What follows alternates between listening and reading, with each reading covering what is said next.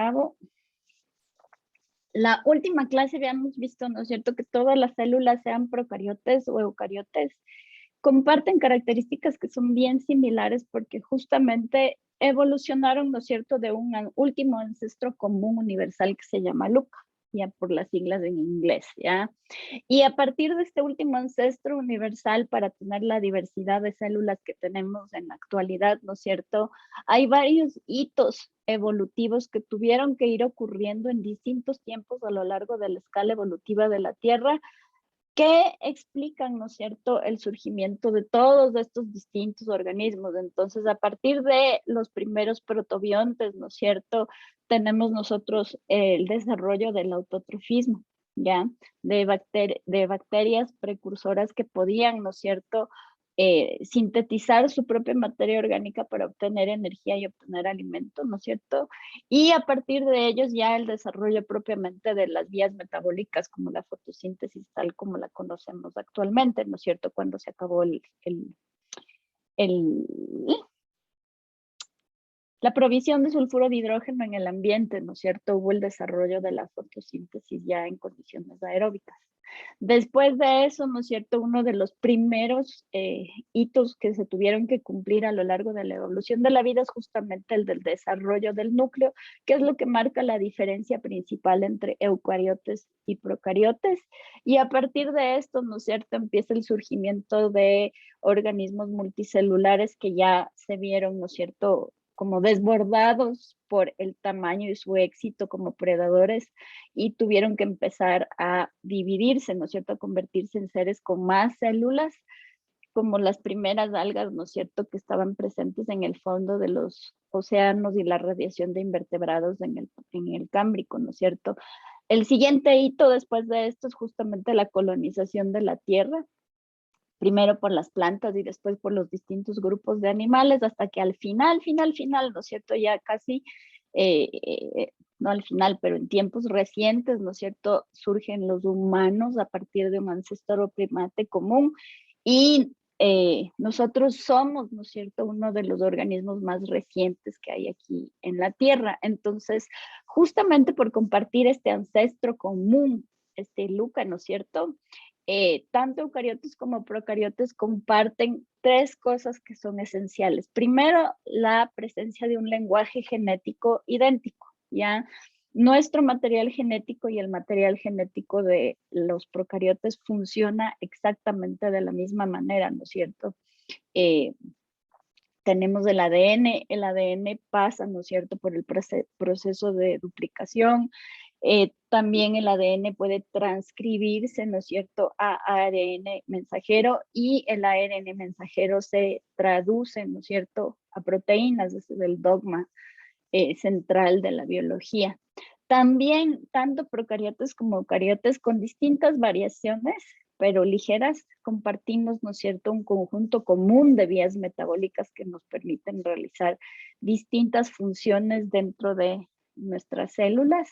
Y a nivel estructural, sí, compartimos unas pocas estructuras que tenemos en común para poder llevar a cabo estas dos primeras características que tenemos en común. La primera es que tanto eucariotes como procariotes, ¿no es cierto?, al ser una célula estamos definidos o confinados por una membrana celular, y la segunda es que desde la membrana hacia adentro tenemos un citoplasma, y las estructuras que ayudan, ¿no es cierto?, en el proceso de decodificación del ARN a proteínas.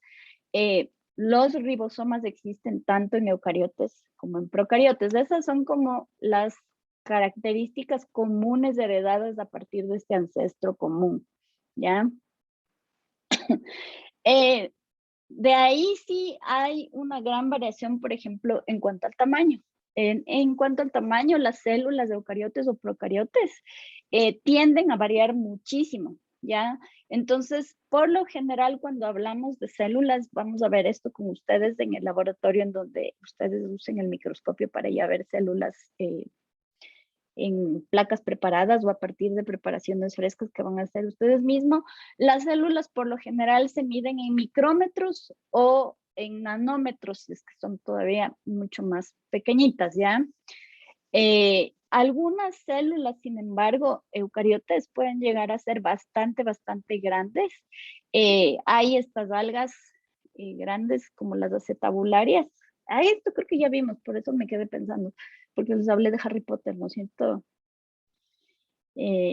Ya no, entonces ya vimos. Ya. El tamaño de las células, en este caso, en estas algas, puede llegar a ser súper grande. Ustedes, por ejemplo, en el cuerpo tienen el nervio ciático, donde hay células que van desde más o menos la base de su zona, ¿no es cierto?, lumbar hasta el dedo del pie. Hay neuronas ahí, ¿no es cierto?, que tienen más de 1 metro de largo, si es que ustedes son bien altos, sino como yo, son un poquito más chiquitas ya, pero lo que limita el tamaño de las células es justamente esta relación volumen-superficie, ¿ya? Mientras más grande es una célula, menos superficie tiene con respecto al volumen para hacer intercambios con el ambiente, ¿ya?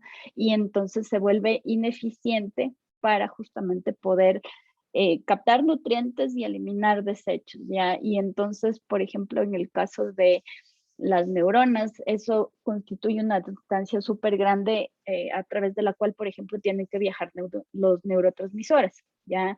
Los neurotransmisores son producidos cerca del núcleo y de ahí tienen que viajar, ¿no es cierto?, hasta el final de las neuronas, las dendritas, para poder ser liberados en la brecha sináptica. Entonces, en el caso, por ejemplo, del nervio ciático, es una distancia considerable la que tienen que viajar en vesículas, las sustancias, ¿no es cierto? Y esto puede convertirse en un problema para algunas células. Otras han desarrollado estrategias para poder sobrellevar esto, ¿ya? Entonces, normalmente nosotros cuando hacemos estudios de biología celular distinguimos 3 tipos básicos de células, pero en realidad hay más, ¿no es cierto? Por un lado vamos a diferenciar procariotes y aquí están incluidos 2 dominios grandes de la vida que son las arqueas y las bacterias. Y por otro lado está el dominio de los eucaria, de los eucariotes, ¿ya? Y es en los eucaria en donde hay una mayor diversidad de células, ya en cuanto a estructuras. Entonces, por lo general, nosotros vamos a encontrar células que son parecidas a las células animales, en donde no hay una pared celular alrededor, ¿no es cierto?, de la membrana celular. Este sería el caso, por ejemplo, de los protistas, de las células animales, pero hay algunas células como las vegetales o como también, por ejemplo, en algunas especies de fungi, de hongos, en donde alrededor de la membrana celular tenemos, ¿no es cierto?, la presencia de esta pared. De todas maneras, todas estas células de eucariotes comparten estructuras en común, si es que son organismos fotosintéticos, ¿no es cierto? Van a tener cloroplastos, van a tener vacuolas para mantener el balance hídrico. Si son células animales, por ejemplo, van a tener centriolos, que son un tipo específico de organelos que les ayudan a organizar el uso mitótico, eso no tienen las células vegetales, por ejemplo, pero todas ellas comparten, ¿no es cierto?, un núcleo y justamente la complejidad que les da el tener esta compartimentalización interna definida por estas membranas internas, ¿ya? Entonces, esta presencia de membranas internas es lo que les da, ¿no es cierto?, una mayor complejidad a las células de eucariotes, pero también les vuelve mucho más específicas en cuanto a las funciones que pueden llegar a cumplir, ¿ya? Entonces sí hay unas diferencias súper marcadas entre procariotes y eucariotes, ¿ya? Los procariotes son relativamente simples, ¿ya? Y los eucariotes, ¿no es cierto?, debido a la presencia de estos compartimentos o de estas distintas zonas dentro de la célula definidas por membranas, son mucho más complejas, ¿ya?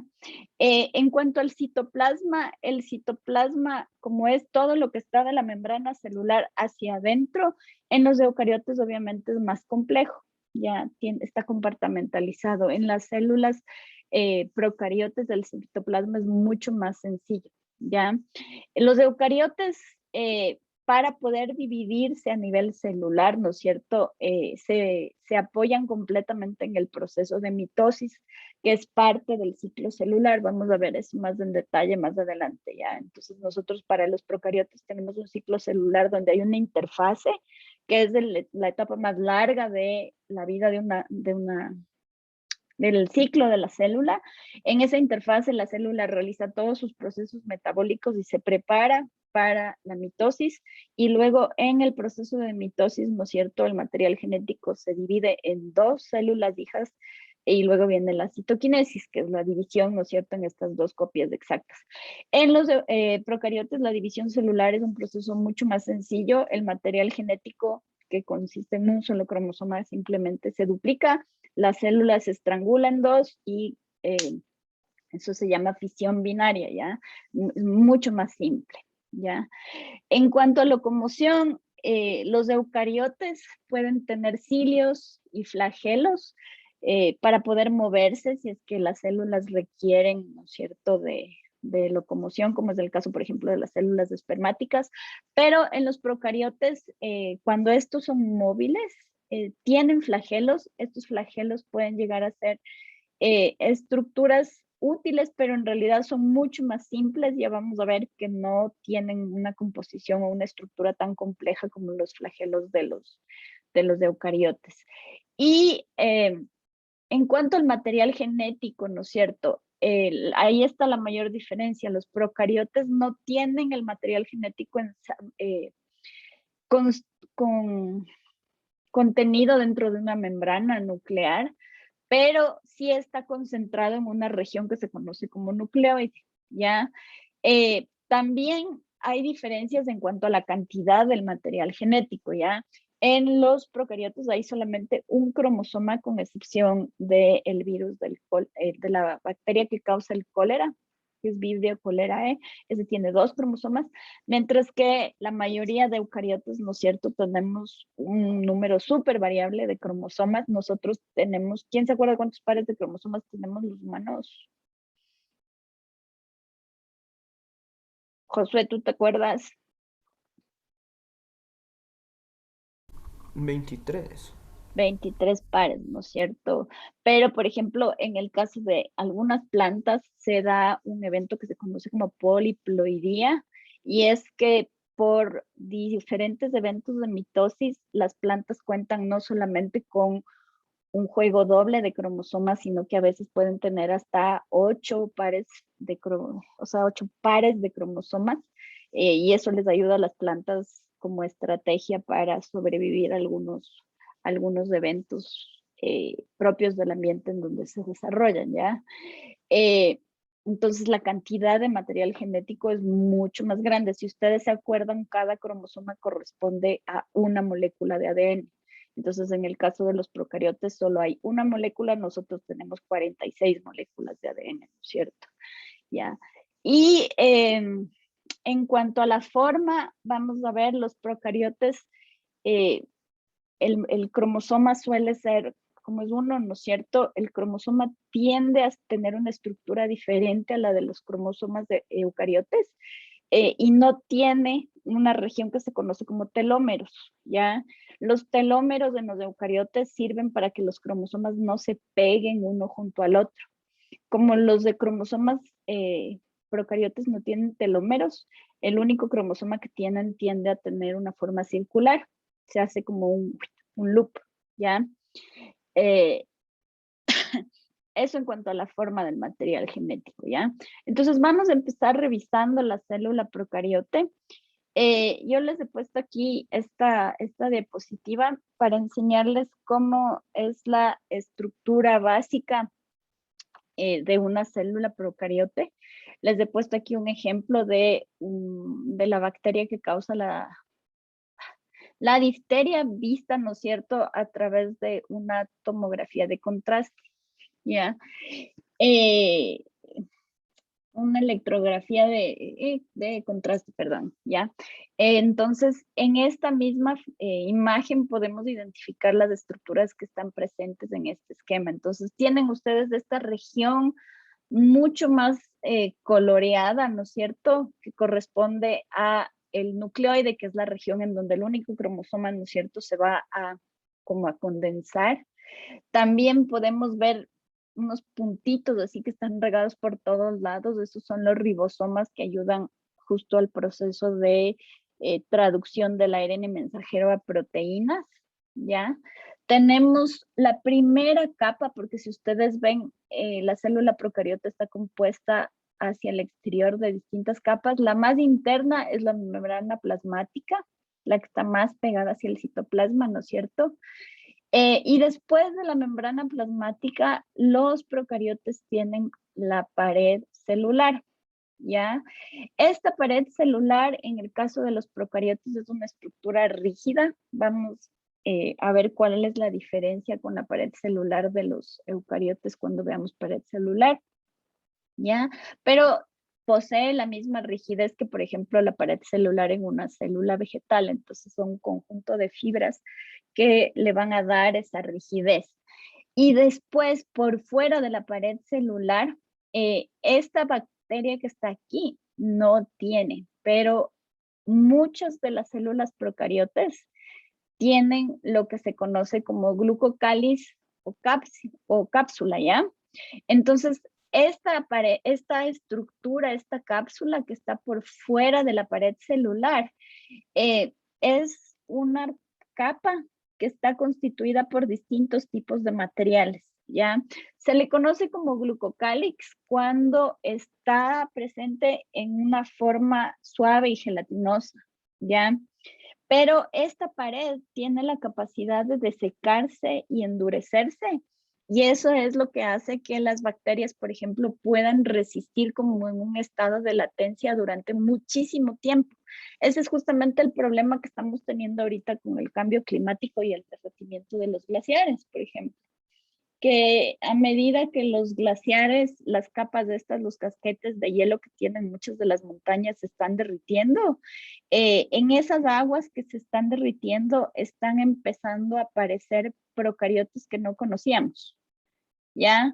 Entonces, estos procariotes pudieron permanecer, como quien dice, congelados en las capas de hielo, eh, porque el glucocálix tiene la capacidad de deshidratarse y consolidarse como una capa súper dura, un poco como la cobertura de los granos de polen. Yo no sé si ustedes conocen un poquito de eso, pero los granos de polen también pueden resistir muchísimos años y ser identificados después de miles y miles y miles de años gracias a esta capa externa que tienen de esporopolemina. Con las bacterias es igual, ya, y con las arqueas.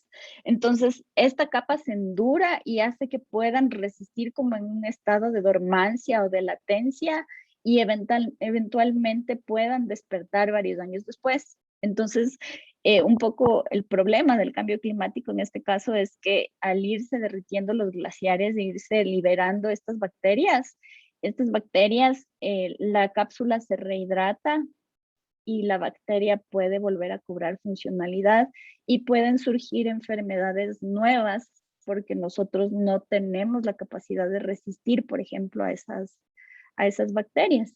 Y entonces, por ejemplo, se pueden dar procesos de contaminación de las fuentes de agua. Aquí en Quito, por ejemplo, la mayoría de agua que nosotros usamos viene de los casquetes glaciares de la Antisana, ¿ya? Y en esos casquetes sí se están descubriendo, por ejemplo, algas que han permanecido también de la misma manera, bacterias, cianobacterias. Entonces, las fuentes de agua potencialmente pueden contaminarse con microorganismos para los cuales nosotros no tenemos, primero ni siquiera sabemos qué son, ya, porque son organismos que han permanecido ahí en latencia durante un montón de tiempo. Y segundo, tienen características que les han permitido sobrevivir a condiciones súper agrestes durante muchísimo tiempo. O sea, nosotros estamos en clara desventaja ahí, por ejemplo, ¿ya? De ahí yo les mencioné que algunas células procariotes pueden utilizar flagelos para moverse, ¿no es cierto?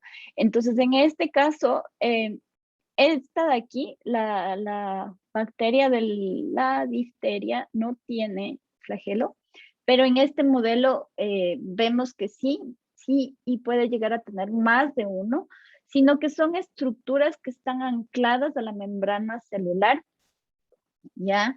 Y son estructuras proteicas que funcionan de manera, como quien dice, independiente, ¿ya?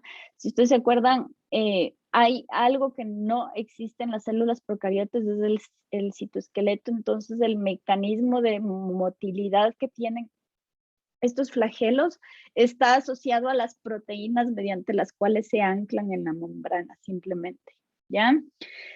Y lo último que es importante, que no se ve en esta micrografía porque es muy chiquitito, pero los procariotas tienen estas proyecciones aquí afuera que son las fimbrias, ¿ya? Ya vamos a ver para qué sirven. No son exactamente cilios, sino que son proyecciones que están presentes, ¿no es cierto?, en la superficie de la membrana celular de los procariotas, ¿ya? Entonces, por lo general, espérenme un ratito. Por lo general, los procariotas son bien pequeñitos y son unicelulares en cuanto a estructura, ¿ya? Pero en cuanto a su función, algunos de los procariotas tienen la capacidad de unirse y funcionar como un organismo pluricelular. Esto es súper común, por ejemplo, en algunas cianobacterias. Cuando veamos el laboratorio del microscopio y la célula, ahí ustedes van a hacer una preparación con agua estancada, ¿ya? Y si son lo suficientemente suertudos, diría yo, van a poder ver cianobacterias. Las cianobacterias tienden a agruparse para formar estos filamentos y funcionar justamente como un organismo pluricelular. La otra manera en la que los procariotas se pueden asociar es justamente para recubrir algunas partes internas de nuestro organismo. Ustedes han oído hablar, ¿no es cierto?, de un montón de estudios que se están haciendo en la actualidad en el microbioma que existe en el estómago y en los intestinos de los seres humanos. Y esta semana salió justo un artículo que habla de que pasa lo mismo, por ejemplo, en el útero de las mujeres. ¿Ya? En el útero de las mujeres también hay una cantidad de microorganismos, de bacterias que tienen la capacidad de formar esto que se llaman biopelículas o biofilm, ¿ya? Y esta capa, ¿no es cierto? Funcionalmente establece como una relación simbiótica con los seres humanos cuando estamos como en equilibrio, ¿no es cierto? Nos pueden ayudar a, por ejemplo, digerir algunos compuestos que nosotros no podemos digerir o procesar de manera normal, pero cuando entran en desequilibrio y proliferan, ¿no es cierto?, nos podemos enfermar. También la capacidad que tienen de formar estas capas de estas películas es importante porque, como vamos a ver en un ratito, cuando se asocian en películas, las bacterias o las arqueas pueden realizar un proceso de eh, transferencia de genes que les confieren resistencia a los antibióticos, justo utilizando las fimbrias. Ya vamos a ver esto cómo funciona, ¿ya? También funcionar como una biopelícula les ayuda a protegerse contra la desecación y otros factores del ambiente en donde se desenvuelven. Si ustedes se acuerdan, ¿no es cierto? El estómago tiene un pH ácido. Las condiciones en los intestinos también son peculiares, entonces el funcionar como película les ayuda a todas ellas a compartirse las características que permiten resistir la vida en estos ambientes así agrestes y sobrevivir de mejor manera y adaptarse, ¿ya? Y yo les había hablado que la diferencia súper grande que existe entre las bacterias y entre los procariotes y los eucariotes es el tamaño. Pero en realidad, dentro de los mismos procariotes, el tamaño también es súper variable. Ya tenemos nosotros bacterias en las cuales el tamaño no sobrepasa un picómetro, ¿ya? La mayoría son más pequeñitas que eso, pero, por ejemplo, hay bacterias súper grandes como esta que está aquí. Esta se llama Thiomargarita namibia. Esta bacteria es tan grande que es visible al ojo humano. Tiene más o menos el tamaño del ojo de una mosca de la fruta, ¿ya? Entonces es una bacteria que es como 5 veces más grande, ¿ya? Entonces no necesitamos realmente de un microscopio para poderles ver, ¿ya? En los procariotes, lo que sí varía un poco es la forma, y la forma es lo que nos ha ayudado a clasificarles en distintos tipos de bacterias, ¿ya? Vamos a ver cuando ustedes hagan la práctica, ¿no es cierto? Vamos a ver cocos. El ejemplo que usamos ahí es Staphylococcus aureus, es una que transmite una enfermedad, ¿no es cierto? A las vías respiratorias. Y en este caso los cocos se caracterizan por tener esta forma esférica, ¿ya? Cuando hablamos de cocos, generalmente pueden estar presentes, ¿no es cierto?, de manera individual o en parejas, ahí hablamos de diplococos, o cuando forman cadenas, hablamos de streptococos, o justamente cuando forman como racimos, ¿no es cierto?, hablamos de estafilococos, ¿ya? La otra forma que pueden adquirir es esta forma que es súper similar a la de las mitocondrias, ¿no? Esta forma medio ovalada o como bastón. A estas se les conoce como bacilos, ¿ya? Y por lo general suelen ser solitarios, pero a veces sí forman también cadenitas, y entonces ahí hablamos de streptobacilos, ¿ya? La última forma que pueden llegar a tener las bacterias y las arqueas, ¿no es cierto?, son esta forma así alargada, y a estos se les conocen como espirilos, ¿ya?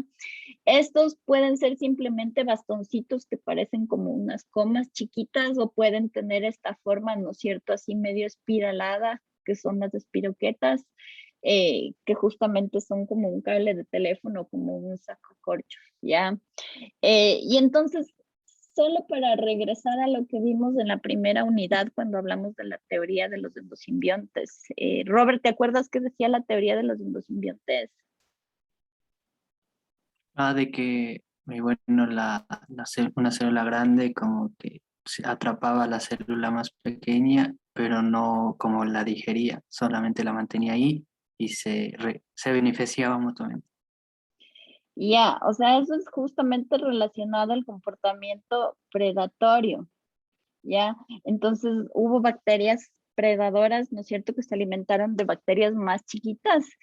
Y si nosotros miramos la forma que tienen estos distintos tipos de bacterias, ¿no es cierto?, que fueron predadas y permanecieron viviendo en simbiosis dentro de la bacteria predadora, no es muy difícil imaginarse que, por ejemplo, una bacteria fotosintética perteneciente al grupo de los cocos haya dado origen, por ejemplo, a los plástidos, como los cloroplastos, ¿ya?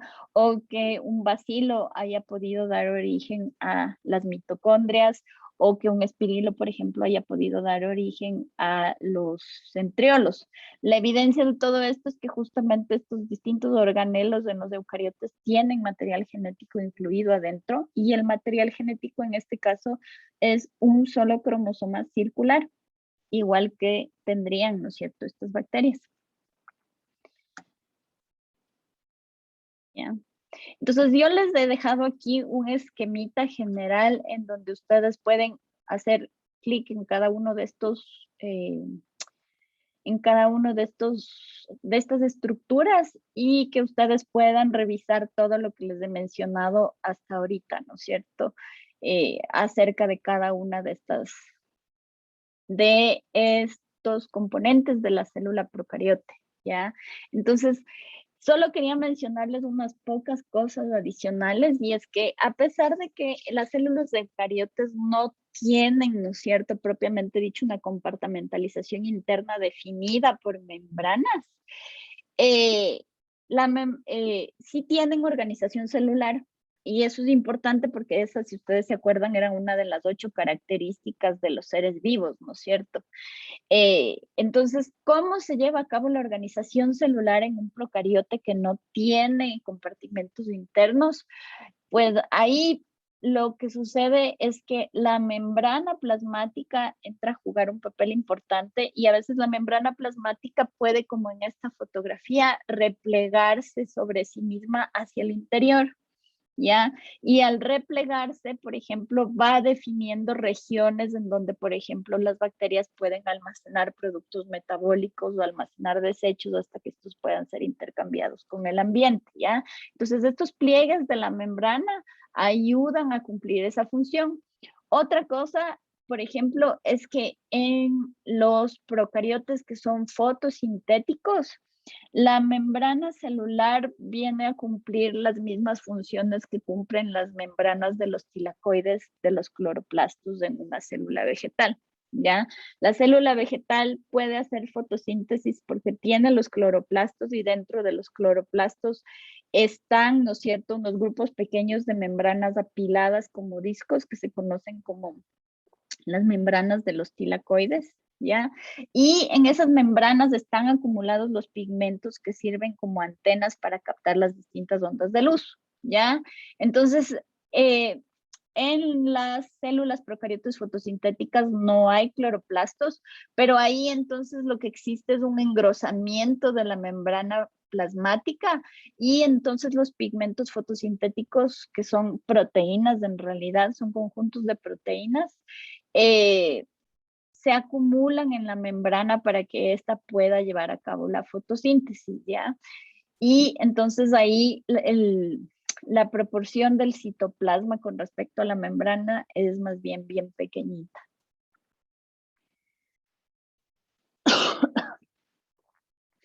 Les había mencionado que, dime, Agatha.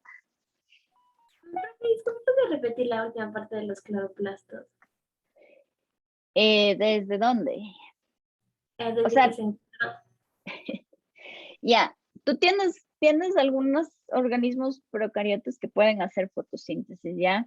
La fotosíntesis se realiza porque tienes proteínas captadoras de luz que funcionan como antenas, ¿ya? Entonces, la luz impacta estas proteínas y los fotones, ¿no es cierto?, transfieren energía a estas proteínas para que esta energía pueda, ¿no es cierto?, servir para producir glucosa. En las células eucariotes, estas proteínas están embebidas en las membranas de los tilacoides que están dentro de los cloroplastos, ¿ya? Un cloroplasto en los eucariotes se ve más o menos así. ¿Por qué no me sale el cosito?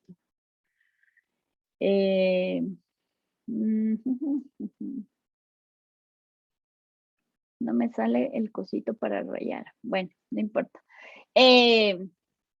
Pero los procariotes no tienen cloroplastos. Entonces, ¿qué es lo que va a ocurrir ahí? Que la membrana plasmática se va a engrosar para poder contener las proteínas que justamente cumplen esta misma función en los eucariotes, ¿ya? Entonces, esta membrana celular aquí va a estar súper engrosada y dentro de esta membrana vas a encontrar las proteínas que sirven como antenas para captar la luz, la energía de la luz, ¿ya? Entonces, en este caso, la proporción del citoplasma con respecto al volumen total de la célula es mucho más pequeña porque la mayoría del volumen está compuesto por la membrana celular, que está engrosada, ¿ya? Ya, les había mencionado que los procariotes tienen, ¿no es cierto?, un material genético mucho más sencillo en cuanto a cantidad y en cuanto a estructura, ¿ya? Entonces, los procariotes tienen un solo cromosoma circular, ¿ya? Este cromosoma es circular porque no tiene telómeros, entonces los telómeros son las regiones que evitan que los cromosomas puedan pegarse. Entonces, en este caso, como no tiene telómeros, el cromosoma procariote tiende a formar un círculo, ¿no es cierto? Pero luego de formar este círculo, el cromosoma procariote pasa por un proceso que se conoce como proceso de superenrollamiento, ¿ya? Entonces, en un primer nivel de enrollamiento, el cromosoma procariote se va a asociar con unas proteínas que son igualmente histonas, pero son unas histonas más sencillas que las histonas de los eucariotes. Esas vamos a ver más en detalle. Y empieza a formar un poco como esta margarita así medio deforme, ¿ya? En un segundo nivel de enrollamiento, el material genético empieza a enrollarse más, a condensarse más, las histonas se pegan más, ¿no es cierto? Y aquí ya está como más formadita la flor. Y después, cada una de estas, secciones se va a sobreenrollar sobre sí misma. Entonces, al final, el cromosoma bacteriano termina cuando ya se completa el proceso de superenrollamiento pareciendo un copito de nieve, ¿ya? Entonces, este es el cromosoma bacteriano. Ahora, en los procariotes hay una cosa súper curiosa y es que a veces hay fragmentos del cromosoma que pueden desprenderse o son como moléculas accesorias de ADN que se desprenden para formar esto que se conocen como plásmidos, ¿ya? Y estos plásmidos son súper importantes, son pedacitos de ADN que están flotando en el citoplasma del procariote. Y entonces, estos plásmidos son importantes porque son los que le ayudan al procariote a justamente generar diversidad genética. Entonces aquí entran a jugar un papel súper importante los famosos pili que les mencioné al inicio. Pili en plural, pilus en singular, ¿ya? Entonces, yo les había mencionado que la reproducción en los procariotes se realiza simplemente por fisión binaria, ¿ya? La fisión binaria es simplemente un proceso en el cual el material genético se duplica.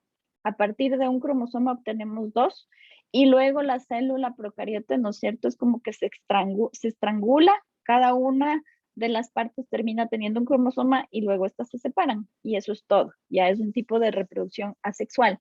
Como es un tipo de reproducción asexual, es básicamente un clonamiento. Un clonamiento no produce variabilidad genética, sino que se generan dos copias exactamente iguales, dos clones, ¿no es cierto? ¿Ya? Entonces, ¿cómo hacen las bacterias para generar variabilidad genética y poder evolucionar y poder justamente irse adaptando a las diferentes condiciones del ambiente? Lo van a hacer justamente gracias a estos famosos plásmidos, ¿ya? Estos plásmidos que están aquí, como son pedazos de material genético, contienen genes que pueden ser transferidos, ¿ya? Genes completos. Entonces, lo que va a suceder es que esta bacteria donadora y esta bacteria recipiente se van a conectar por los pili, ¿no es cierto? Entonces hacen como un tubito de pili que va de citoplasma a citoplasma y esta le va a transferir su plásmido a la otra, ¿ya? Entonces luego este plásmido que queda ya transferido se va a incorporar al cromosoma de la bacteria recipiente y entonces esto genera variabilidad genética, ¿ya? Así es como, por ejemplo, las bacterias se pueden transferir los genes que codifican para la resistencia bacteriana. Cuando empiezan a aparecer bacterias que son resistentes a los antibióticos, ya esos genes, por ejemplo, pueden copiarse, liberarse como plásmidos y entonces por los pili, ¿no es cierto? Estas bacterias que funcionan como películas se van a ir pasando ese gen una a la otra y entonces las bacterias adquieren resistencia. Esto, este proceso de transferencia de los plásmidos a través de los pili se conoce como transferencia horizontal de genes, ¿ya? En las bacterias propiamente dicho sirve para generar diversidad genética, pero es un proceso en el que, del que nosotros los seres humanos hemos aprendido a sacar provecho. O sea, como ya sabemos cómo funciona, ¿no es cierto? Eh, cómo se da este proceso de conjugación o transferencia horizontal de genes es lo mismo. Nosotros hemos logrado aprender a utilizar este proceso para, por ejemplo, inyectar genes que nos interesa amplificar en bacterias. Entonces, incorporamos esos genes en una bacteria, la bacteria lo incorpora en su material genético y lo replica varias veces, varias veces, varias veces.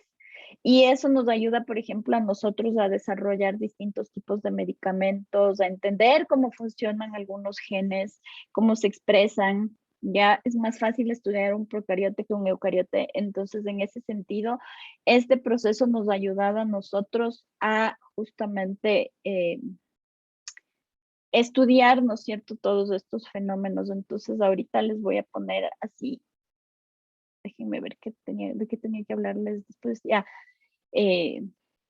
mejor termino esta parte y si es que alcanzamos, vemos el otro video, ¿ya? De ahí, lo único que me queda por mencionarles es el tema de la diversidad de los procariotas, ¿no es cierto? Aquí teníamos nosotros incorporados dos dominios grandes que son arquea y bacteria, ¿ya? Pero en realidad conocemos muy poco, ¿ya? Al momento existen más o menos unas 6.000 especies distintas de procariotas que están identificadas, pero se estima que eso corresponde más o menos al 10% del número total que realmente existen en la Tierra, ¿ya? Porque estos organismos no están presentes solamente, ¿no es cierto?, en el ambiente, sino que, por ejemplo, están presentes en cualquier tipo de ambiente acuático, están presentes en la superficie de los fondos de los océanos, en las grietas, ¿no es cierto?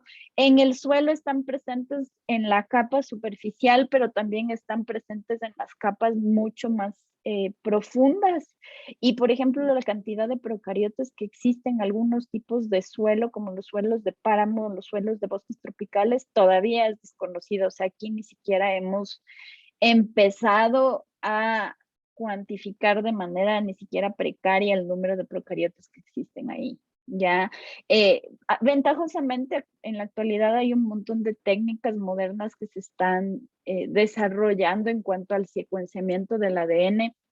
Cada vez es más fácil, es más costo eficiente y entonces ahí la metagenómica nos ha venido a ayudar bastante. Entonces, por ejemplo, se pueden tomar muestras de ADN ambiental, o sea, por ejemplo, muestras de ADN de un río, muestras de suelo, muestras incluso de la microbiota dentro de nuestro organismo, y lo que se hace es secuenciar todo lo que existe ahí para justamente, de acuerdo a las diferencias en el genoma, catalogar los distintos tipos de organismos que existen. Hay genes que son como marcadores que identifican ciertos grupos, ¿ya? Entonces, la metagenómica nos nos ha ayudado bastante, por ejemplo, a explorar todo lo que son el número de organismos que están presentes dentro del cuerpo humano, nuestro microbioma, ¿ya? Y esto justamente es posible gracias a proteínas que son específicas de las vías metabólicas de estos organismos. Y solamente para que ustedes tengan una idea de más o menos cuán abundantes son estos organismos en los distintos ambientes, yo les he puesto aquí esta tablita donde hay unos estimados hechos más o menos ya hace 10 años, pero probablemente esto ha aumentado todavía más. Ya, en un ambiente acuático se estima que existen más o menos 12 por 10 a la 28 células procariotas, ¿ya? Y la cantidad de carbono que estas acumulan equivale a 2.2 petagramos. Un petagramo son más o menos 1015 gramos, ¿ya? Si ustedes piensan en el tamaño que tienen las bacterias, esto es bastante, ¿ya? Entonces, la cantidad de carbono que pueden acumular los procariotas que están presentes en los distintos ecosistemas es súper grande. Por ejemplo, en la superficie del fondo del océano, ¿no es cierto? Se estima que existen alrededor de 355 por 10 a la 28 células procariotes. Esto equivale asimismo a 303 petagramos de carbono. Y estos números pueden ir variando, por ejemplo, en la superficie terrestre, dependiendo de los ecosistemas, ¿no es cierto? Tenemos números que varían de 22 a 215. Entonces, en realidad, la cantidad de carbono que está almacenada en los procariotas en el mundo es un valor súper, súper alto, y esto nos da una medida de, primero, su abundancia y después de su diversidad. Ya, entonces les dejo en esta diapositiva y en esta otra diapositiva unos videos que pueden ver ustedes del rato que estén revisando la clase para complementar lo que ya habíamos hablado, y tienen ustedes dos diapositivas adicionales donde solamente les recuerdo, ¿no es cierto?, cuáles son los organismos que consideramos procariotas. Están las arqueas y están las bacterias, ¿ya? Entonces, con eso terminamos la clase de hoy, y con ustedes, solo déjenme verificar una cosa porque no sé en qué fecha estamos. Septiembre, no, con ustedes todavía no empezamos clases presenciales, así que la próxima semana es relativamente normal, ¿ya? Entonces ya nos vemos, chicos. Buen fin de semana. Hasta luego, profe. Hasta luego, profe. Hasta luego, Que profe, les vaya gracias. bien. Gracias.